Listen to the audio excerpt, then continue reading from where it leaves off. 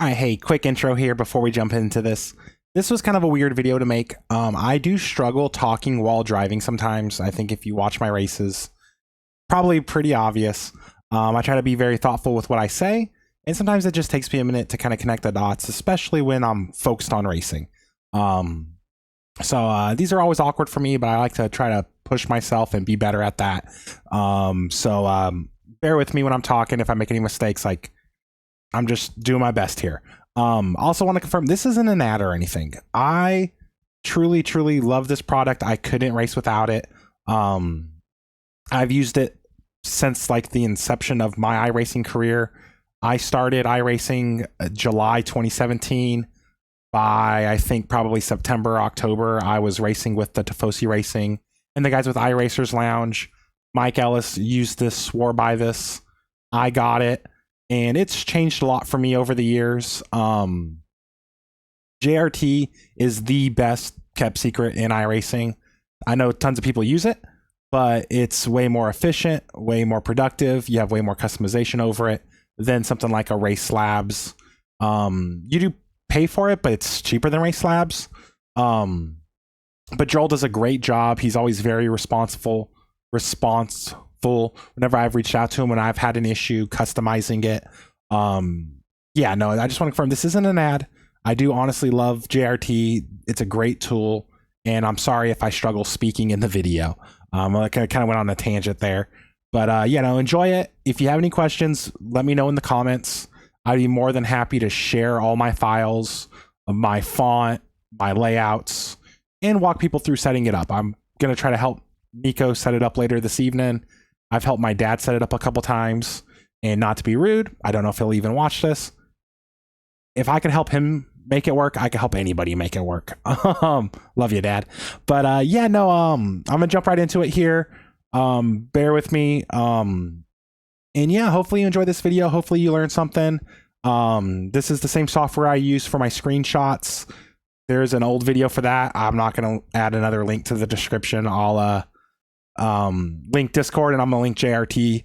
But if you go through my videos, I do a video how I do my screenshots. JRT is the software I use for that as well. And I joke in the video that I would rather record myself racing naked than race without JRT.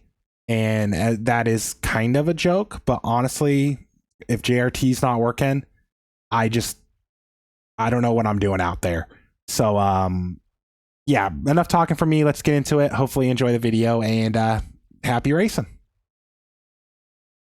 All right. Hey, thank you for clicking on this. This is going to be a different kind of video. I did make some changing with some of my overlay settings, and I like to record typically an unofficial race to just check to see how things look. If they're fun races, I'll upload them. Usually 9 out of 10 times they just get scrapped, and it's just kind of for fun, but it really lets me kind of tweak my settings, make sure my recordings are going to look good. And before I do an official race, I want to share with you. But this time I'm going to do something a little different. I'm going to go over my overlays in my overlay software, but I'm also going to kind of go behind the scenes and show you what I see on my screen. I use JRT's dashboard. I've used it probably within like the first 2 months I signed up for iRacing. I found JRT, have raced with it ever since, and I would rather stream naked in my rig than race without it. That's not a threat. But you know, I love JRT. I can't race without it. What you see on my screen when I'm recording, and I'll hop into a car here. I'm gonna switch scenes here. All of this is from JRT. I wanted to get away from Race Labs. A lot of people use Race Labs. It's very generic. It's very good though, but I wanted something that was more my own, something more custom, something that I could really be unique with, but still look good and be professional. So in fact, there's one thing I have to change before the race starts, but what you're seeing on the screen is basically a JRT dashboard that is going to cover the best and fast lap up in the top corner. Also, you'll notice I have my relative in the bottom right. I made some changes to that. The top row and the bottom row are also from the same dashboard overlay. We have time left or laps in the top left, brake bias, track temp, and then incidents. And I've recently just added fuel and weight jacker to the bottom left. If I'm in an Indy car or any car that has a weight jacker, you'll see the weight jacker there. If I am in anything else, you'll see how much fuel I have left in the car. You'll also see front and rear ARB. Those stay on all the time. That will be pretty much the Lotus or the Indy car. And then you have fuel mapping on the bottom right. That's all one dashboard from JRT. JRT has two dashboards. The timing in the top left, that's its own overlay. I don't see that when I'm driving, just like I don't see the relative when I'm driving, which is another timing screen. And I don't see the best lap and everything right there. And in fact, just to kind of make it simpler, I'm going to switch over to my screen. I'm going to hide me. This is what I see. Now, 9 out of 10 times I actually don't have the track map up. I had it up while I was trying to learn the Nürburgring for the 24. I need to turn that off. That's actually kind of what I was just mentioning. I pretty much just will put that on when I'm learning a track or doing a guide. And I want to remember the turn numbers. Thankfully, I know all the turn numbers in Kentucky. This is Kentucky 3. This is Kentucky 4. But yeah, jokes aside, track map's typically not there. But what is typically there is this dashboard. Where's my mouse? In the bottom. I'm trying to qualify while I talk here. In the bottom left. I recently just put this here for my throttle and brake trace. I've been practicing a lot with the Porsche Cup car, and that car is really challenging to drive, so I kind of put that on temporarily. I don't think I'm going to leave it there for when I'm racing. I'm kind of torn on that. Part of me wants to leave it there so I could really monitor what I'm doing with my pedals, but real life racers don't have that, and I should be able to get to where I need that mentally, where I don't need that. But for right now, as I'm learning the Porsche Cup car, I just put that there to kind of experiment with. I'm over here one-handed, just goofing around and qualifying. Yeah, back to the really important thing, the dashboard. There's a lot of information here, and I will want to get out of the car. I want to actually turn this off before the race, and let me actually do that on the other screen here. Track map, turn off, save, and this one off, save, and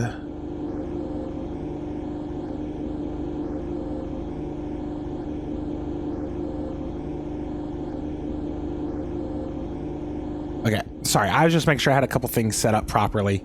I minimize that and we should be good. So I'm just gonna edit here real quick. We'll jump back into the race and I'll kind of explain what's on the dashboard. And then I'll switch back to my main screen if I survive that long, so I can make sure everything looks good with the update in my relative box. I also adjusted where my throttle brake trace was. So yeah, give me 1 second here. We're gonna log into the race. All right, this video got a little off the rails. It should grid us up here any moment now. Let's see results. Qualified, last of the cars who qualified, but like I said, this is about showing off my dashboard. All right, so yeah, here's the dashboard. I didn't get that to go away. I must have hit something wrong. We'll leave it for now. But yeah, here's the dashboard. On the final cast grid. It's technically two different overlays in JRT. The dashboard is pretty much all of this surrounding area. This area here in the middle, it's actually hollow in the dashboard, and it is a timing screen. So what the dashboard shows me here, and I'm going to go left to right and then top to bottom. Top left is going to give me how much time is left in the session or how many laps are left. So that's top left. There's technically nothing there. As soon as the race starts, we should see, and I'm going to turn my limiter on. Limiter lights up the gear and mile per hour. But got people wrecking before the race even starts. So top left, how much time's left in the session. This is my weather bar. That's my wind speed and then wind direction. Wind is going with the blue arrow. Pink arrow is north. So right now the wind's pushing us. It's 1 mile an hour. If that's track temp, that's how wet the track is. Up here, that is going to be my last lap, and that's my delta to my last lap. You can't have multiple pages, so I can make that best lap delta, but I just leave it as my last lap. Really, with the way track conditions and everything change, no need to know your best lap too often other than qualifying. This row here, like I said, that arrow is going to show wind direction and where north is. But I also have brake bias, weight jacker, front and rear ARB in my field mapping. I could pick what those are depending on what I'm racing. Primarily what I use is... Green, green, green. I'm going to kind of focus on driving here. Stupid auto feel. So you'll notice there it actually went green with the green light. That's just a lighting thing. If they wreck, it goes yellow, SC for safety car. And if somebody stopped on track, it actually will warn you. Say hi. There's the bottom. It will warn you how far ahead till a car is stopped and wrecked. But yeah, back up top, weight jacker, front, rear ARB fuel map. Those are the primary IndyCar settings. Also, the Lotus 79 uses the ARBs. Also, brake bias, pretty much every car has that. It will pop up this pop-up box. Now, I did custom colors on that to kind of match the yellow I usually put on my cars. Also, it's really easy to see. So, that's what's going on there. You have your mile per hour, which is pretty straightforward. Your gear, your RPM, going down on the right side. It is hard to talk and do this at the same time. Gear, RPM. RPM's great if you're ever in an oval car and you get a little front end damage. You can clutch it under caution, see where your idle is at. Mike Ellis was really big on that when I was part of the Tifosi racing team and doing the iRacers Lounge podcast. And that's how I found JRT. But you also have your oil and your water temp. In my Indy fixed race the other day, I don't know if you noticed, I was full throttle but pushing the pit limiter to burn fuel under caution. That got my water temperature hot, so I could manage and see that. Going down the left side, the 20.9, that's how many laps are left in the race. It is a countdown, it's doing decimals, so like I got 20.5 laps left. Laps to pit, what is going on? Sorry. Go low. Okay, up to second. Laps to pit, that's how many laps I can go on my tank of fuel. In the black box down, just jumping a little bit, you'll see where it says 5L and then a 0.352. That 5L is my 5 lap average. I have a button on my button box that will cycle. So that's how much fuel I burnt last lap. That is the most fuel I've burnt in a lap. That is my 5 lap average. That will affect how many laps to pit. So if I go back to max fuel, I'm only going to go 44 laps. If I go back to my 5 lap average, I'm good for 45 laps. Fuel left, pretty straightforward. That's how much fuel's in the tank. And then that's the lighter green. And realistically, you can kind of see like, yes, I have 44 laps of fuel in the tank, 18 laps left in the race. I know I'm good. But if you look down in the blue box, that is how much fuel I need to add. So technically, I have 9.4 gallons more than I need in the car. So in something like Indy, I always try to get that around zero as close as possible. because you want to end the race with as little fuel as possible. Whether you were trying to burn fuel under caution, save a little bit of fuel. And that's really all my fuel settings there. So you have laps to pit, how much fuel is in your tank, your calculator, what that number is, and then what do you need to get to the end. That blue 9.5, we might win this while we're talking. That blue 9.1, 9.5, if I need more fuel than what's in the car, it's actually a different color. I know when it's blue, I don't have to think about adding fuel. I just changed it. I think I accidentally made it green. So it's green when I need to add fuel. I'm gonna change that. But the beautiful thing about JRT is you can change all of that. You can change the color of your font, you can change your font, you can make it italic, bold, strike through if you want that for whatever weird reason. There's really a lot you can do and customize. It's almost like being an old millennial here. It's almost a little bit like old MySpace. If you can do whatever you want, you just have to figure it out. It does use CCS or CSS coding. I don't know the right term. I've literally bought a book on that just so I can make changes. Now, you don't have to get that technical. Joel has done a great job of updating the interface, and I'll show that post-race. As far as... Sorry, just trying to drive and think here. As far as customizing it, it's a lot easier than it was when I first started using it. But just going over the last couple buttons here, the very bottom row and just under the oil temperature is my pit settings. So the green box bottom left, that is how much fuel I'm gonna add to the car. So I have a hotkey to add fuel 1 liter at a time. So you can see it change in there. I can also fill and unfill. So I uncheck the fuel with a hotkey through actually JRT, and I hit it again, and technically it's not going to want to turn on because I don't need to add fuel. Now you'll also see that little green, that's a check. I could click it. I'm checked on. I'm adding fuel. Blue is my windshield tear off. Obviously there isn't one on the good IndyCar. Haha, suck it, Dallara IR18. Just kidding. They're all good. The red one here, that is my fast repair. I have one fast repair. This is my left front, right front tire. I could check my tires on or off. I don't know why the checkbox isn't working. No tires. There we go. Clear my tires. I can take them all. This 1111, that's how many tires I have left. One thing I don't like about JRT, if you have unlimited tires, it'll just say 1. If you load in, let's just say the 87 stock car, you'll get a 2 there, and it'll say you have 2 sets of tires in your pits. So you have to know how many tires your series has.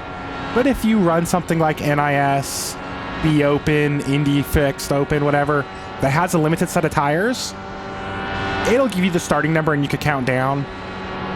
If you race with something with... this guy's catching me. Get your lap back, I'm cruising. He's gonna want to wreck me. I'm trying to get his win. If you're running something with unlimited tires and you know that, you don't have to turn those checkboxes on. I just do because I plan on running more Indy and there's limited sets of tires. I'm over here talking, not even driving. This guy probably thinks I'm the worst driver ever, but I didn't wreck and I'm leading, so suck it, loser. But yeah, that's pretty much the dashboard. I hope I kind of covered all that pretty well. I'm gonna switch over to my primary overlay so I could make sure everything looks good and is recording okay. I'm gonna have to do it on the next straight. Oh, I might not even make it that far. I gotta look at my monitor way over there. What is this idiot? Oh god, people are like, you wrecked out and then you're gonna try to... Anyway, let me switch over my screen here. I want to make sure all this is recording and looking good and right. I did make some changes. I made it easier to read the license. I kind of try to make it a little narrower up in the top. I might need to make some adjustments on that because the lap times are too close to the iRating. And that's why I do these things. I could just see that out of the corner of my eye. So, yeah, I'm really curious to see, though, how it looks with the extra information on the relative box on the bottom right. A couple more laps here. We're going to finish this race up. Hopefully get the win. Dan's working his hardest to get all of his laps back. So let's make sure he doesn't get those laps back. And once we get out of this race, we'll open up the JRT settings. I'll kind of show you the back end of what that all looks like. And if you reach out to me in my Discord, I'll send you the files you need to make your dash look just like mine if you want to go this route. I keep everything. I have my font saved. I use a special font for it. I have it all set up, and I'll be more than happy to walk you through setting it up. I'm very passionate. I like to race with as minimal information on my screens as possible. But all the information I would ever need is in that dashboard. In fact, there was one thing I wanted to go over but forgot to mention. I talked about the dashboard, but I didn't talk about the timing screen. Alright, so... Oh. This is some of the worst driving ever, and I'm going to win. Just don't wreck people. It's that easy. So I gave you all the information on the dashboard, but we also have the timing screen here. This screen here is its own thing. So I have class position. This second number here, that's how many laps people have run since their last pit stop. So I see, like, I've done 24 laps on this set of tires. They pitted on 4 laps into the race, so they got 20 laps on their tires. That's car number. If you know me, I'm good at car numbers. I never remember anyone's name, but the name is there. You can't have it light up just like iRacing's black box, where it's blue if they're a lap down, red if they're a lap ahead of you. I have my special color for my name. This is everyone's last lap time. So like I did a 25.5, I did a 25.1. And then there's the relative. I'm sure you noticed it in, or I hope you noticed it in the earlier. My relative lights up colors. So if somebody's gaining on me or pulling away from me, it's red. If I'm gaining on them, it's green. Anything within 1 second. If somebody wrecks behind me and I'm gaining more than a second on them in the lap, or if they wreck in front of me and I'm catching them more than a second, it then goes to pink if they're losing more than a second, or baby blue, or blue if I'm gaining more than a second. I think I said that right. So that does change colors, and it makes it easy so I could kind of just quickly glance at my relative, and I don't have to do math or think or anything. I literally just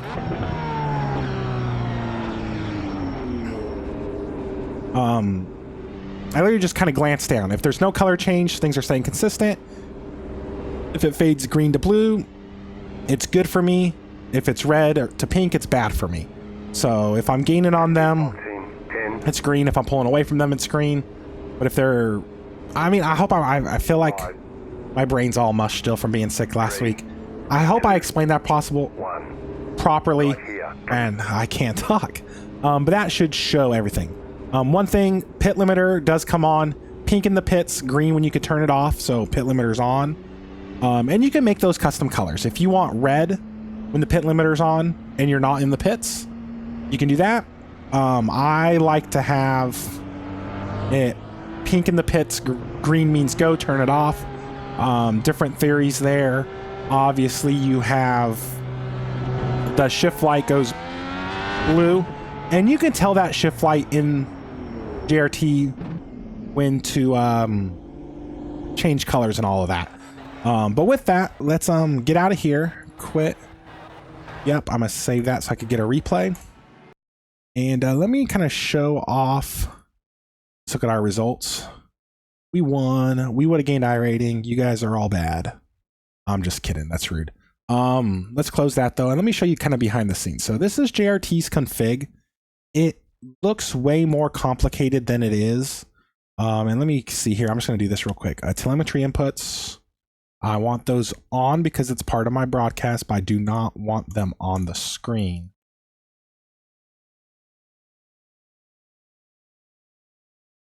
Okay. I don't know why it's not working, but I'm just going to go dashboard 1. So this is dashboard. These are all of your settings. There is a lot you can do. In fact, let me turn this on. There's a lot you can do in JRT. It's complex until you figure it out. And once you figure it out, it's kind of simple. Joel has done a great job updating the software. He has made it easier and easier. Just for reference, like these are all the things I have. So I have my compass turned on.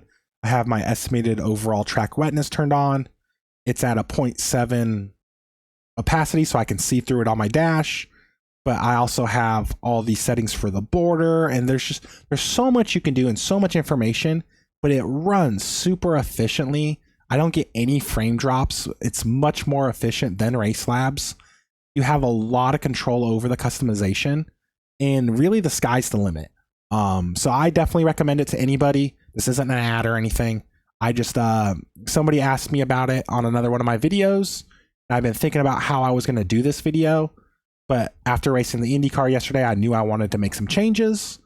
Whenever I make those changes, I do one of these test recordings, and I figured, you know what, now's a good time to kind of go over this.